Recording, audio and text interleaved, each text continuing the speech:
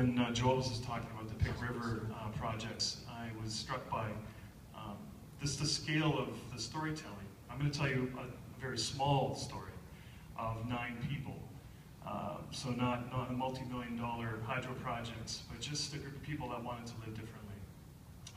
You could say that there's a flock of birds that have been circling around Kamloops for the last 3 years, and this group of strange birds are about to form a nest together.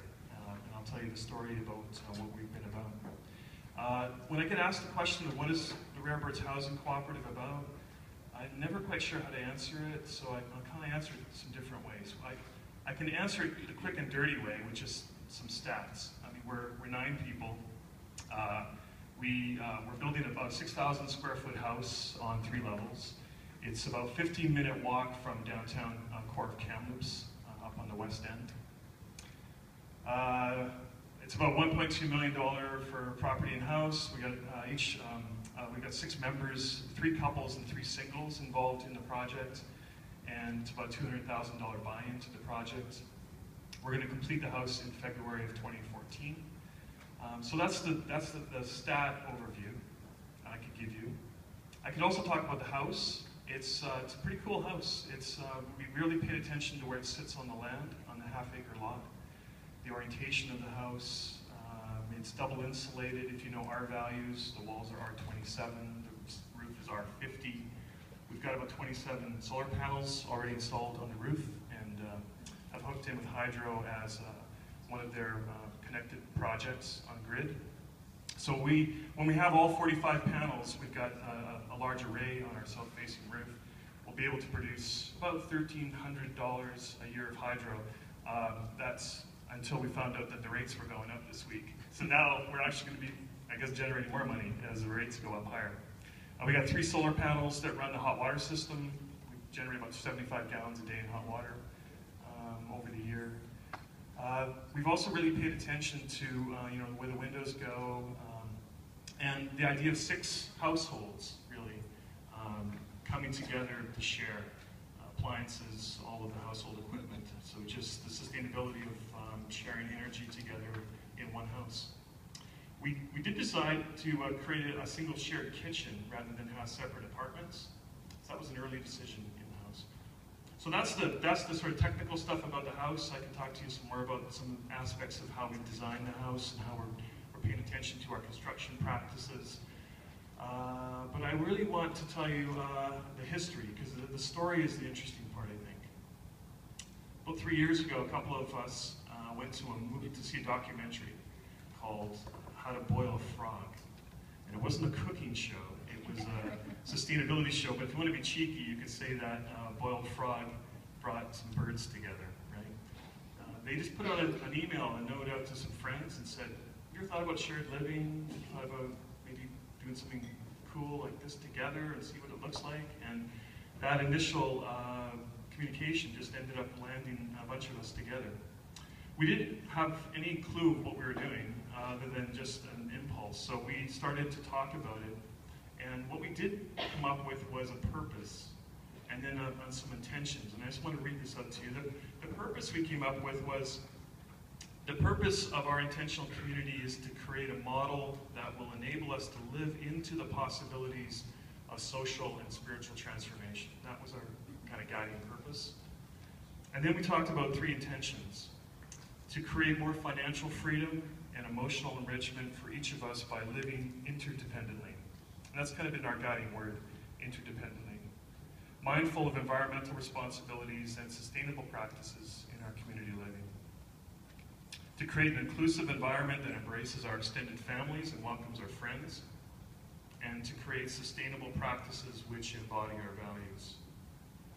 So then the next, as we kind of began to really make use of those intentions and that purpose, we began to look at what other experiments and models were out there for shared living.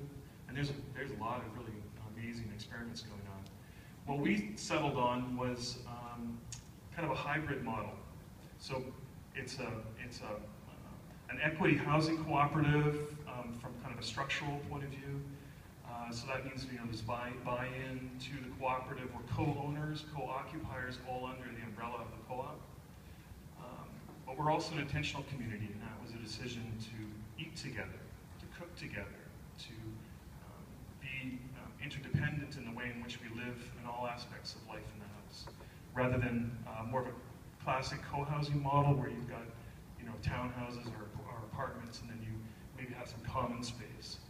So we made this decision early on, and it's probably been the most quirky and interesting part of our conversations with interested people has been they kind of assume that we're a co-housing model and say, no, we're actually an intentional community.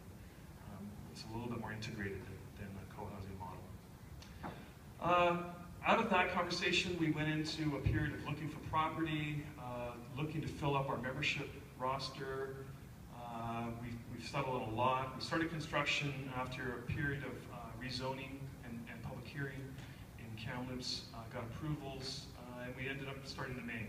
So we rolled from May now till, and what you're going to see now in the rest of the slides will just be some progress images of us working our way along with the lot itself. We're going to be complete in February of 2014. We're hoping, because we've been in this period where we all sold our houses, our homes, invested in the project, because that's where the equity came from. We're self-financed as well. We didn't go seeking a bank or a credit union to finance us. We're self-financed. But it meant the last couple of years of house sitting and cohabitating with friends. So we're all pretty eager about getting finally into the nest, into the house together here at this point. So that's the history. That's the story of where we've come from.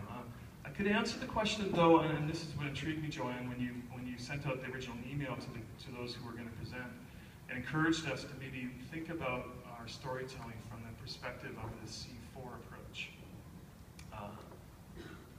curiosity, creativity, communication, collaboration. So let me tell you about us from 4Cs. Creativity, curiosity. Curiosity. Yeah, we're curious birds. We have been since the start. We've been pecking around and looking and searching for answers. We also use the word a lot in our community of wonder. We tend to use it more than curiosity. Curiosity is a good word, but it's a mental thing where you're trying to analyze something, understand it, gain some knowledge. That's all good. That's all really good. But wonder is a heart word. It holds the mystery of things. And we have a series of touchdowns that guide us in our conversation together. And one of them is, when the going gets rough, turn to wonder. And the question we ask ourselves is, as we've gone through this design phase and now this construction phase, and we've gotten to know each other and our personalities, the question comes back, I wonder why I'm reacting this way. I wonder what's going on for me in this situation. And it's been really helpful. So curiosity, wonder, these have been gifts for us in community together. Creativity, just starting this from scratch. And we did bring along some guides. We had to get some folks involved with us to help us incorporate. We were incorporated in January 2012 as a cooperative. We had to get through the legal stuff and just the bylaws and all that stuff. We've had an architect work with us. We've got a great builder working with us. But the really essential part of our project, the community aspect of it, and then the guiding purpose behind it all and why we're doing this, we realized no consultant could tell us or really give us that. That it had to come out of the creativity of the group itself. And I think where we've spent most of our energy and creativity has been how we talk together, how we make decisions by consensus, how we learn from one another, how we pull out gifts that we didn't even know we had. So that's been the really creative part of the project. Communication. Well, 9 adults sharing a kitchen, cooking together, figuring out groceries and chores and guests and pets, and I don't know if I need to say much more about communication. It is the heart of how successful the project will be, is communication. But it's not just communication inside the circle, it's also how we communicate our story outside. That's why we're here this morning. That's why we're trying to tell our story and trying to link up with other people doing other projects, other experiments. so we can learn together. So maybe a conversation you have with friends over a bottle of wine, and a crazy idea comes out, and then you find out, lo and behold, in your own city, that someone has already tried it, or they're trying it, right? And you learn together. So communication. Then the last one is collaboration. I've been reading a lot of Peter Block lately. He's an American writer, social thinker about communities. And Peter says that collaboration is not, it's not making decisions together, it's about releasing energy. That there's latent resources that are sometimes underestimated, hidden in a community, and collaboration is actually just finding the catalyst, the trigger point. So that's how we define collaboration. It's about releasing the energy that's been in our group. All right, so thanks again for your time. I just want to introduce the birds that are here this morning. I also want to say if you're in Kamloops after February and you want to drop by for a cup of coffee and see our house, please get